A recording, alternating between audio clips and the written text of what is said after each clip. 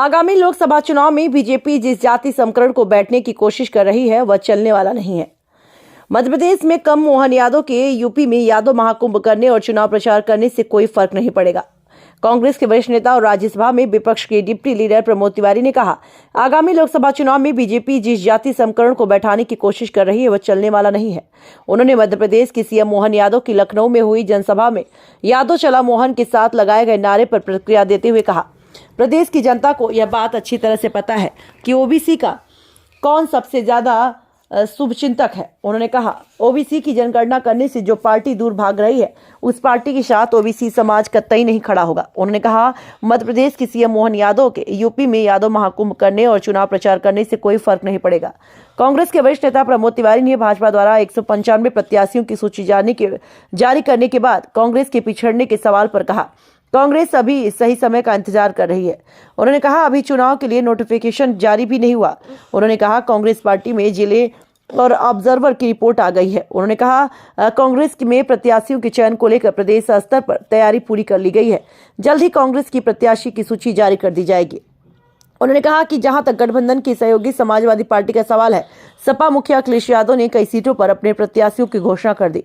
वहीं अमेठी से एक बार फिर केंद्रीय मंत्री स्मृति ईरानी के खिलाफ राहुल के चुनाव लड़ने के सवाल पर कहा, यह गांधी परिवार को ही तय करना है। प्रियंका गांधी के प्रयागराज के इलाहाबाद संसदीय सीट से चुनाव लड़ाए जाने की कार्यकर्ताओं की मांग पर कहा, प्रियंका गांधी को लेकर कई सीटें अमेठी और रायबरेली से भी चुनाव लड़ाए जाने की मांग हो रही है, लेकिन गांधी परिवार किस सीट से चुनाव लड़ेगा यह गांधी परिवार ही तय करेगा। दिखाते हैं पूरी खबर विस्तार से। प्रयागराज से ब्यूरो रिपोर्ट। प्रत्याशी घोषित कर दिया, स्मृति ईरानी लड़ रही है, राहुल जी अमेठी आएंगे।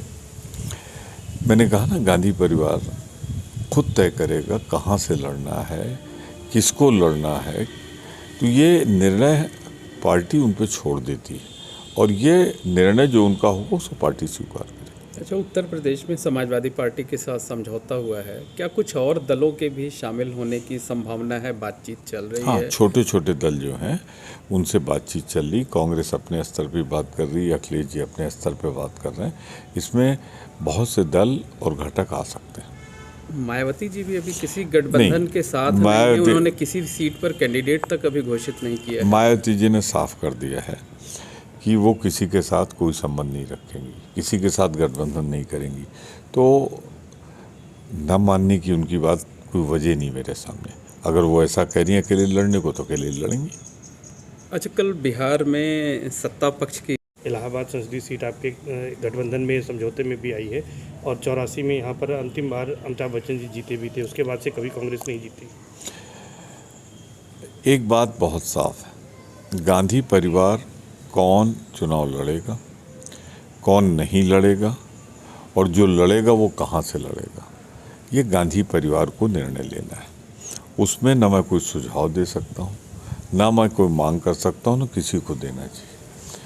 उनके लिए तो यही दबाव अमेठी में, यही दबाव रायबरेली में है, यही दबाव चिकमंगलुरु से है कर्नाटक में, यही दबाव मेढक से।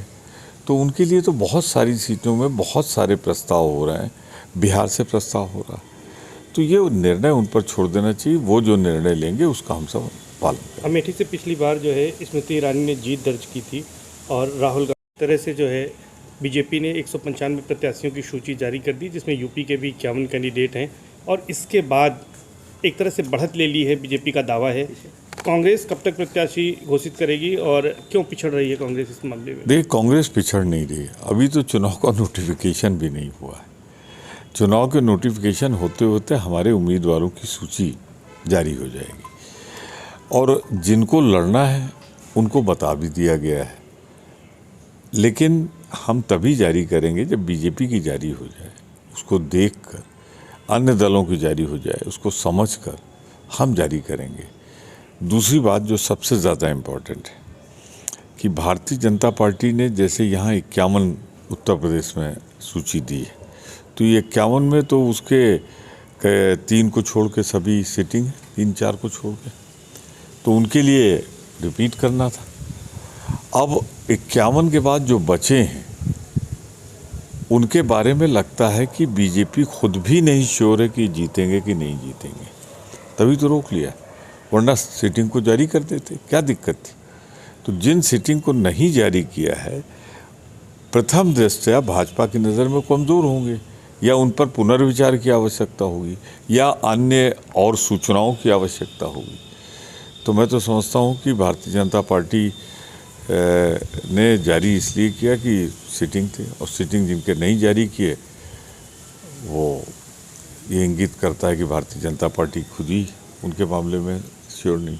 अच्छा, राहुल गांधी जी के पुरखों का शहर है, एक मांग थे। आज विपक्ष की इंडिया गठबंधन की वहाँ पर रैली है, विपक्ष के कई बड़े नेता इस रैली में शामिल हो रहे हैं। क्या माना जाए कि चुनाव का औपचारिक तौर पर आज से बिगुल फूक रहा है विपक्ष की तरफ से? नहीं, मुकाबला था, पूर्व घोषित मुकाबला था कि प्रधानमंत्री जी को आना है और इसकी इंडिया गठबंधन की रैली होनी है। आप कल के फुटेज निकाल के देख लीजिए और आज गांधी मैदान की इस समय की फुटेज निकाल के देख लीजिए। प्रधानमंत्री जी और नीतीश कुमार जिसमें थे उसकी 4 गुना भीड़ अभी पहुंच चुकी है। तो बिहार का मूड तो साफ हो गया। बिहार जो है वो इंडिया गठबंधन के साथ। भोजपुरी एक्टर और सिंगर पवन सिंह को बीजेपी ने उम्मीदवार बनाया था, उन्होंने चुनाव लड़ने से मना कर दिया है। किस तरीके का मैसेज है ये?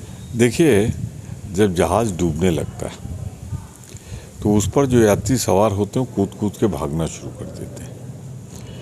ये कहानी शुरू हो रही है गौतम गंभीर से, एक ज़माने के मशहूर क्रिकेट सिटिंग एमपी, दिल्ली से एमपी, जहाँ 7 सीट बीजेपी थी, उन्होंने कहा मैं चुनाव नहीं लड़ूंगा। फिर झारखंड में जयंत सिन्हा वो उम्मीदवार हैं जो एक भारी बहुमत से पिछली बार जीते थे, फाइनेंस कमेटी के चेयरमैन थे, फाइनेंस मिनिस्ट्री में राज्य मंत्री थे। उन्होंने कह दिया मैं चुनाव नहीं लड़ूंगा व्यक्तिगत कारणों से। और अब तीसरा पवन सिंह। तो मैं नहीं समझता कि भारत के इतिहास में कभी ऐसा हुआ हो कि सबसे बड़े राष्ट्रीय दल के 3 उम्मीदवार चुनाव लड़ने में असमर्थता व्यक्त करें। तो उनसे ज़्यादा किसको ज़मीनी हकीकत मालूम है। वो समझ गए हैं कि आने वाले दिनों में सिर्फ विज्ञापन में, समाचार में भाजपा है। ज़मीन की सच्चाई, महंगाई, बेरोजगारी, भ्रष्टाचार, छुट्टा जानवर, एक दर्जन ऐसी समस्याएं हैं जिसमें एंटी इनकम्बेंसी भाजपा के खिलाफ भयंकर है। और दूसरी तरफ जो मतों का बंटवारा होता था वो मतों का बंटवारा समेट लिया गया है। तो ये लड़ाई हो गई है 38% बनाम कम से कम 55 से 60%।